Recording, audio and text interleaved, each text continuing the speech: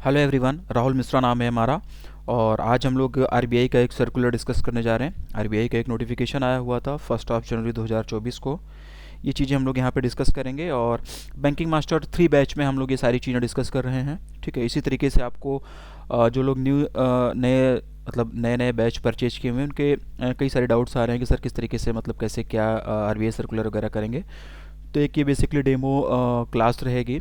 चीज़ें यहाँ पे सही पढ़ाई जा रही हैं, मतलब जो सर्कुलर आया है उसी सारी चीज़ों को हम लोग यहाँ पे डिस्कस करेंगे। डेमो रहेगी, यूट्यूब पर भी मैं डाल दूंगा। वहाँ से भी आप लोगों को एक मोटा मोटा आइडिया लगेगा कि बैंकिंग मास्टर 3 में हम लोग किस तरीके से आरबीआई के सर्कुलर वगैरह डिस्कस करेंगे। ठीक है, वो इन्फॉर्मेशन आपको वहाँ मतलब इस तरीके से आपको वहाँ पे भी पता चल जाएगा कि किस तरीके से हम लोग आने वाली क्लासेस डिस्कस करने वाले हैं। ठीक है ना। तो बैंकिंग मास्टर जो बैच है इसमें आरबीआई कहता है करके एक सेक्शन बनाया गया हुआ है, वहाँ पे आप लोगों को आरबीआई की सर्कुलर वगैरह मिलेंगे। आपको वहाँ पर सारी चीज़ें पढ़ाई जाएंगी। ठीक है ना। तो आज जो हम लोग बात करने जा रहे हैं 1 जनवरी 2024 को आरबीआई का एक नोटिफिकेशन आया हुआ था और उस नोटिफिकेशन ने में आरबीआई ने बात किया हुआ था, किसके बारे में बात किया हुआ था? Inoperative accounts unclaim deposit in bank. इसका जो रिवाइज्ड इंस्ट्रक्शन है वो आया हुआ था आरबीआई के द्वारा। ठीक है, तो ये पूरा का पूरा वेबसाइट से ही कंटेंट एज इट इज़ मैंने उठा लिया है। अगले 5 या 7 मिनट आप लोगों के मैं चाहूँगा, अगले 5-7 मिनट तक आप लोग चीज़ों को ध्यान से सुनिएगा। उसके बाद में फिर इस पर्टिकुलर सर्कुलर से संबंधित कोई डाउट आप लोगों का रह नहीं जाएगा। ठीक है ना। आरबीआई ने इन ऑपरेटिव अकाउंट और अनक्लेम डिपॉजिट पे अभी रिवाइज्ड इंस्ट्रक्शंस अपना जारी किया हुआ है। ठीक है ना। यहाँ पर एक टर्म यूज हो रहा है इन ऑपरेटिव अकाउंट, दूसरा टर्म यूज हो रहा है अनक्लेम डिपॉजिट। तो सबसे पहले हम लोग ये जानते हैं कि इन ऑपरेटिव अकाउंट क्या होता है। सबसे पहले हम लोग ये जानते हैं कि ये जो इनऑपरेटिव अकाउंट होता है ये होता क्या है। ये चीज़ें जान लेंगे तब हम लोग आगे बढ़ेंगे। ठीक है ना। तो देखो, इनऑपरेटिव अकाउंट की अगर हम लोग बात करें तो बेसिकली एक सेविंग या करेंट अकाउंट होता है जिसमें कि 2 साल से अधिक समय से कोई कस्टमर इंड्यूस्ड ट्रांजैक्शन नहीं हुआ हो। ये टाइम याद रखना, कितना बोला मैंने? 2 ईयर। ठीक है ना, 2 साल मैंने बोला हुआ, तो ये चीज़ आप लोग ध्यान रखना। ठीक, बेसिकली ये एक सेविंग या फिर करंट अकाउंट होता है जिसमें कि 2 साल से अधिक समय से कोई भी कस्टमर इंड्यूस्ड ट्रांजैक्शन नहीं हुआ रहता है। ठीक है ना। यहाँ पर एक टर्म यूज हो रहा है customer induced transaction. Customer induced transaction एक टर्म ये भी यूज हो रहा है। क्या होता है कस्टमर इंड्यूस्ड ट्रांजैक्शंस, ये भी हम लोग जानते हैं। देखो, कस्टमर इंड्यूस्ड ट्रांजैक्शंस की अगर हम लोग बात करें, यानी कि हिंदी में अगर हम लोग इसको बोले तो ग्राहक प्रेरित लेन देन। ठीक है ना। बैंक या थर्ड पार्टी द्वारा अकाउंट होल्डर के आदेश पर किया गया फिनेंशियल ट्रांजैक्शन हो सकता है ये, या फिर नॉन फिनेंशियल ट्रांजैक्शन हो सकता है ये, या फिर फेस टू फेस तरीके से केवाईसी अपडेट किया गया हो फिजिकली वहाँ पे प्रेजेंट रह के, या फिर डिजिटल चैनल के माध्यम से जैसे कि इंटरनेट बैंकिंग या फिर मोबाइल बैंकिंग, इनके माध्यम से केवाईसी अगर किया गया है तो ये सब कुछ जो है वो कस्टमर इंड्यूस्ड ट्रांजैक्शंस के अंतर्गत आता है। ठीक है ना। कस्टमर इंड्यूस्ड ट्रांजैक्शन के अंतर्गत जो भी चीज़ें आती हैं वो फिनेंशियल ट्रांजैक्शन भी आता है, नॉन फिनेंशियल ट्रांजैक्शन भी आता है। फिनेंशियल ट्रांजैक्शन आप लोग समझते होंगे, नॉन फिनेंशियल ट्रांजैक्शन भी आप लोग समझते होंगे। ठीक है ना। नहीं समझते हैं तो जो फिनेंशियल ट्रांजैक्शन नहीं होते वो सब कुछ जो है नॉन फिनेंशियल ट्रांजैक्शन में चला जाता है। अगर आप जाके केवाईसी भी अपडेट करा लिए हैं फिजिकली वहाँ पे, या फिर किसी भी डिजिटल प्लेटफॉर्म के माध्यम से जैसे कि मोबाइल बैंकिंग, नेट बैंकिंग, इसके माध्यम से भी अगर आप लोगों ने केवाईसी वगैरह अपनी अपडेट करा ली है, ठीक है ना, तो ये सब कुछ जो है वो कस्टमर इंड्यूस्ड ट्रांजैक्शंस के अंतर्गत आएगा। ठीक ना, कस्टमर इंड्यूस्ड ट्रांजैक्शन के अंतर्गत आएगा। और इनमें से अगर कुछ भी आपने 2 सालों के भीतर करेंट या सेविंग अकाउंट में मतलब कराया हुआ है तो वो जो हो जाएगा इनऑपरेटिव अकाउंट की कैटेगरी में नहीं आएगा। फिर से सुनना, ये जो भी चीज़ें आप लोगों को बताई गई, केवाईसी वाला हिसाब किताब बताया गया या फिर फिनेंशियल या फिर नॉन फिनेंशियल ट्रांजैक्शंस, इनमें से कुछ भी अगर हुआ रहेगा, इनमें से अगर आपने कोई सी भी एक एक्टिविटी 2 साल के भीतर अगर कराई हुई है तो आपका जो करंट या फिर सेविंग अकाउंट होगा वो इन ऑपरेटिव अकाउंट की कैटेगरी में नहीं आएगा।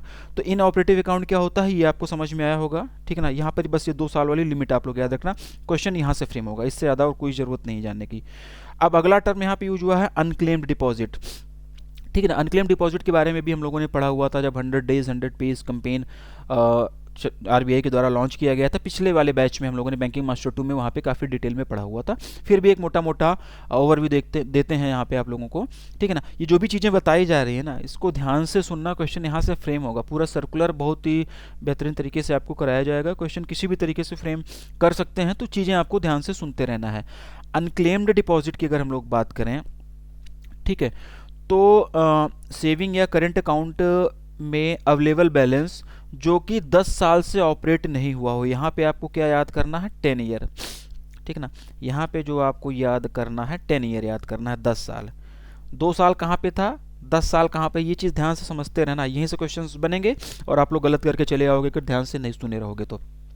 सेविंग या करंट अकाउंट में अवेलेबल बैलेंस जो कि 10 साल से ऑपरेट नहीं हुआ है, या फिर वे सभी टर्म डिपॉजिट जो कि मैच्योरिटी पूरा होने के 10 वर्ष के भीतर क्लेम नहीं किए गए हैं, ये सब कुछ जो होते हैं वो अनक्लेम्ड डिपॉजिट की कैटेगरी में आते हैं। ये सभी जो भी डिपॉजिट्स होते हैं ये अनक्लेम्ड डिपॉजिट होते हैं।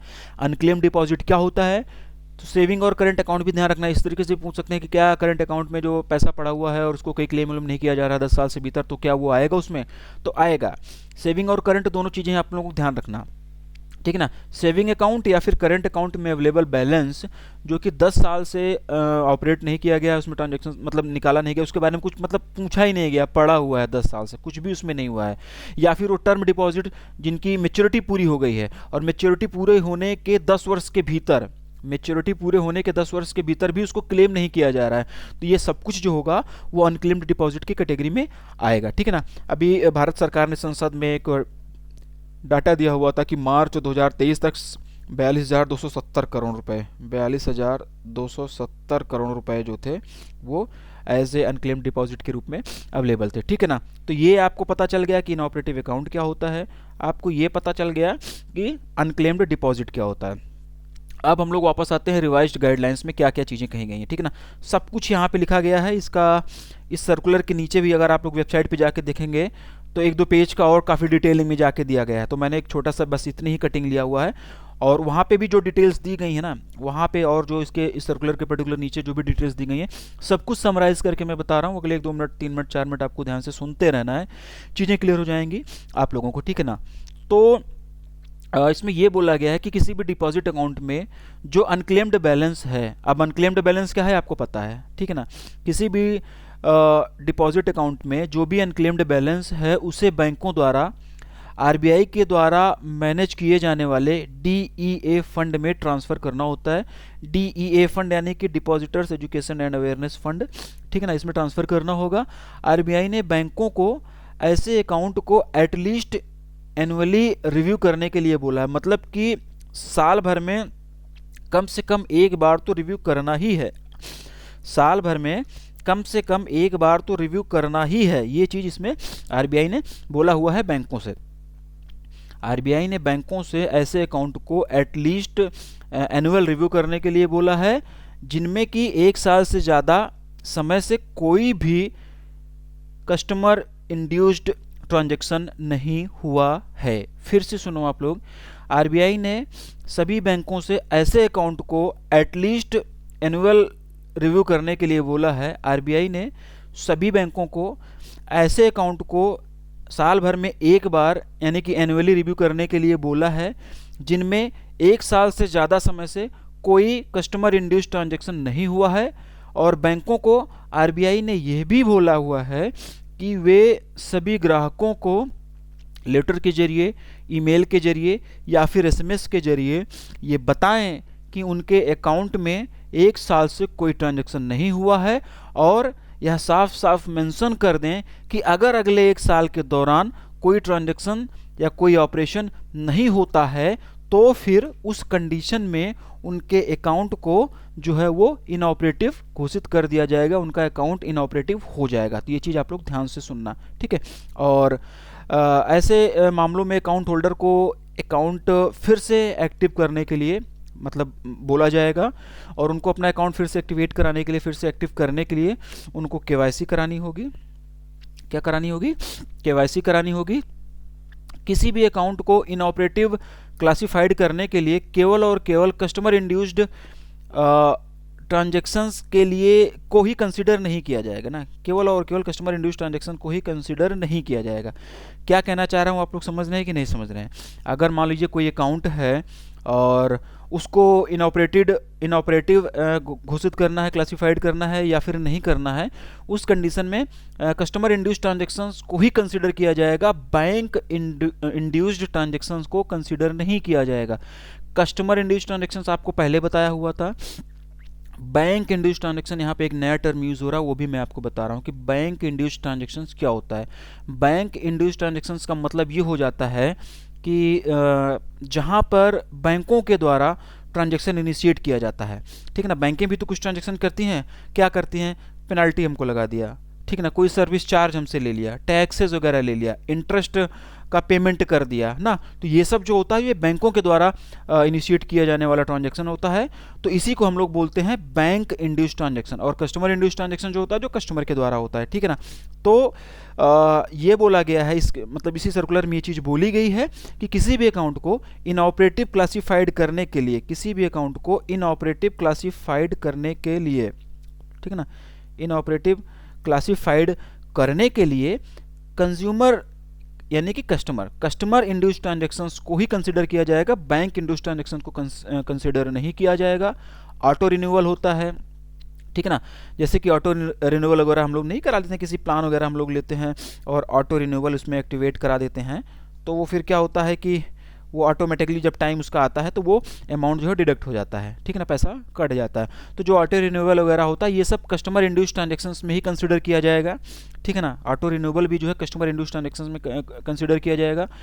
एक सिनेरियो ये भी बनता है कि जैसे कुछ स्टूडेंट्स वगैरह होते हैं, उनकी छात्रवृत्ति देने के लिए बच्चों के अकाउंट खोल दिया जाता है। स्टेट गवर्नमेंट की या फिर सेंट्रल गवर्नमेंट की स्कॉलरशिप्स अवेलेबल कराने के लिए, मुहैया कराने के लिए बच्चों का जीरो बैलेंस अकाउंट ओपन कर दिया जाता है, बैंकें कर देती हैं, तो ठीक है ना।